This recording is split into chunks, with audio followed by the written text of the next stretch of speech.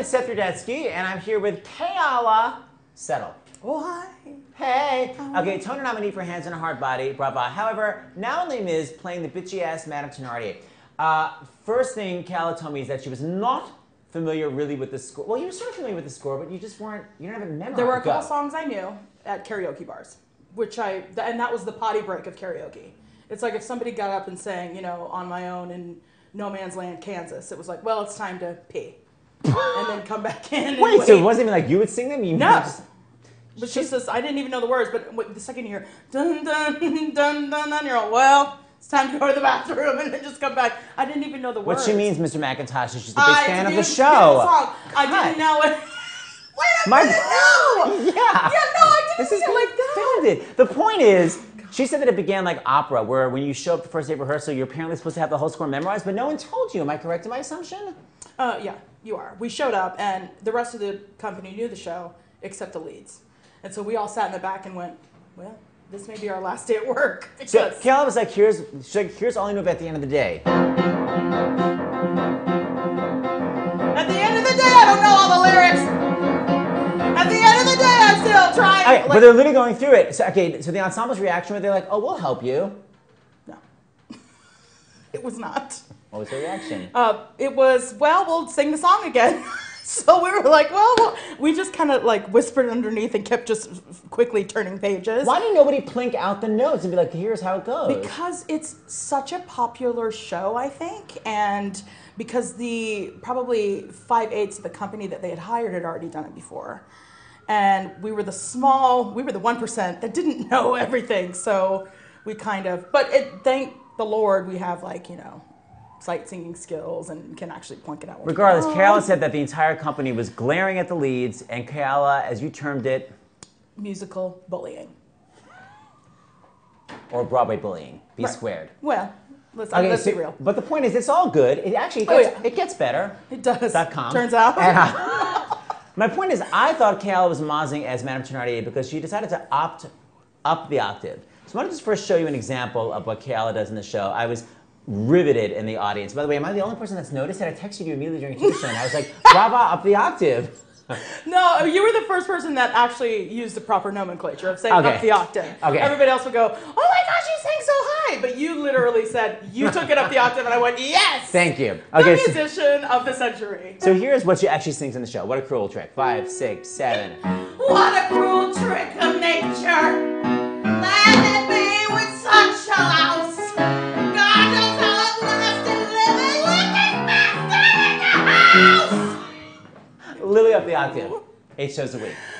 So anyway, she's so amazing as Madame Thenardier. My question is, was that the only role you coveted, or were you like, ooh, I want to play some of the other women in the show? That was actually the only role I didn't covet. I mean, I walked in with so much material. I mean, I first went in with Fontine's material. Wait, I totally want Keala to recreate our audition, and you did one of your signature spins on it. You made it your own. Oh, absolutely, because again, I'm not familiar with, you know, the music, but I did want to play that role and give it the meat that I thought it required. Yeah. So well, your signature. Let's say your signature. Right. Why don't we just do from the end?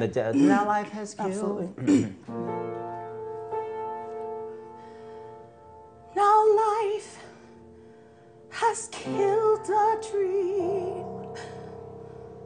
I dreamed.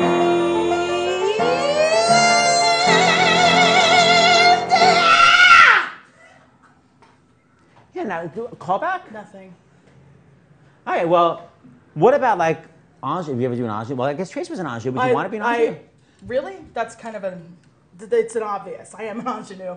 I've been in many auditions many times for, I mean, I was always up for Kelly O'Hara's role in Regis of Madison County, but they looked elsewhere, which is fine. Well, you don't look Italian.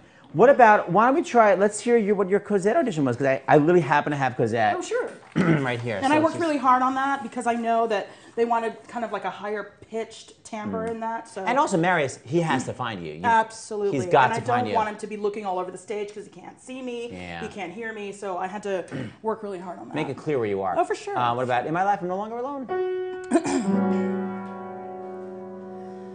In my life, I'm no longer alone. Now the love of my life is so near. Find me now.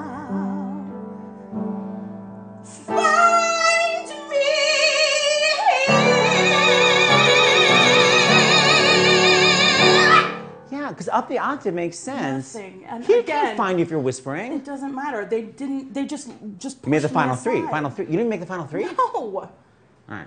I just happen to have. This, by the way, this is Yeah.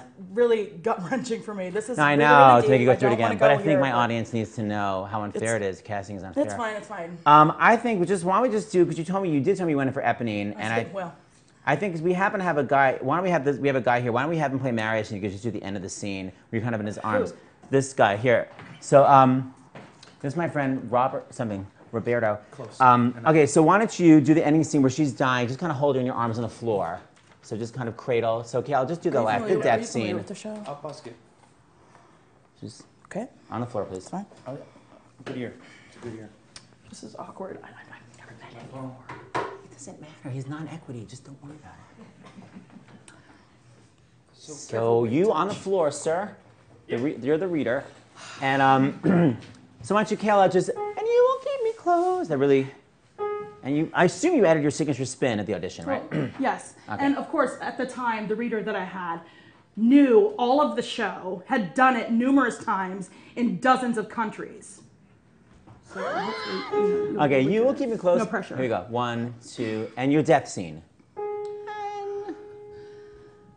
you will keep me safe. And you will keep close. And rain Will make the flowers will make the flowers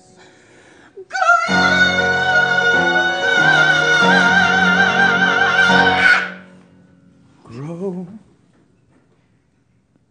And what? And did you get bus and truck at least? Nothing. Okay, well, that's up. All right, see ya. Thanks.